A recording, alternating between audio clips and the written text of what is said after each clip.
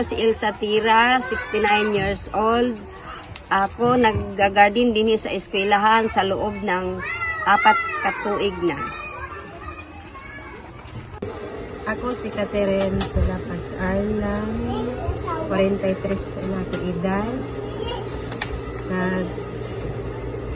Sugod ako diri pagtahi ay ibali na kuan na nagsugod ako diri pagkuan bantay 1 year na kibali ako diri sa kuan sa community siya pagbantay pagtahi mga pila na siguro kabuyan.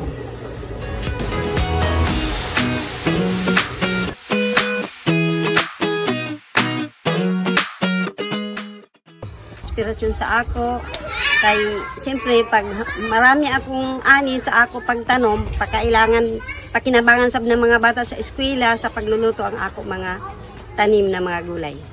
Nakikita ko sa siyempre malinis ang paligid, tapos ang mga halaman, mga tanom ko inaalagaan ko mabuti para maganda rin ang mga bunga para sa kung ibaligya ko sa komunidad na malinis din ang ako mga gulay na ibaligya.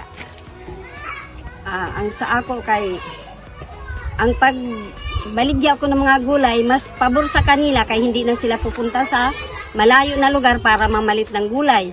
Dinhi sa garden ko malapit lang at saka mas mababa ang presyo ng pagtinda ko sa kanila. Kaya laking tulong sa komunidad at sa mga namimili na makamino sila at saka ang oras matipid pa nila, hindi pa sila makakadto sa malayo na lugar para mamili. Sa ngayon nagagarden ako. Nahikayat ko ang mga komunidad mga tao na nugaya sab sa ako na nagtanom sab sila kay para bang nasina sila sa ako mga gulay, kaya imbis na mangayo ra sila, magtanom sila para may sarili rin silang aanihin. So siyempre inaano ko sila, hinihikayat ko, no? Para makita man nila kung gaano ka, bukod sa yun, maano na kami, mahibayo na kami mananim ng kaugalingo namin. Tapos, laking bagay sa kanila na talagang bukod sa kinakain lang, na ibibinta rin nila yung ilang gulay na naani. Siyempre, grabe ka lisod, katulad nung nagbaha, no? Nagbaha talagang, grabe ka lisod ang amo garden kung paano, naggawa ako ng paraan na yung magtaas ng plat, tapos amo rin ang ginagawa ng mga taga-community na nugaya rin sa amin na pag dili pwede ang mga tanom na para sa lupa pag tagbaha, mayroon kami yung pinakamang parang sitaw, ganun. Gagawa kami ng paraan na para maka-garden kami ng maayos na na dili maapektuhan ng mga kalamidad. Ako sila hikayatin na magtanom na. Tapos kung sa'yo ako sidling, kahit papaano, kahit sa ngayon, manghatag man ako ng sidling na yung ganito, mga pilakabuok para magtanom sila. Pag naumpisahan nila magtanom, yun, siyempre makikita sila na nagbunga na yung mga mainganyo sab sila na magtanom. Kaya sa ngayon, ang dami nang gumagaya, nagagarden din kami doon sa Pikas. Sa komunidad, marami nang nagagarden. May plano pa gani na magpaano, ang mga similya lang ang kulang talaga. Ganahan ako na rin magbantay ng kuan kay kuan sa mga tao. Yung pa? Yung ganahan. Ganahan ako din. Ako ba siya natabang?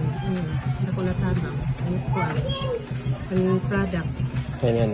Kuan masab, makatabang masab sa kuan. Labi na sa dire sa kuan. Diyan sa gyapon ako sure sa nang sa Sagawat Kalinga may 1% sab ako sa natabang dito sa Kalinga.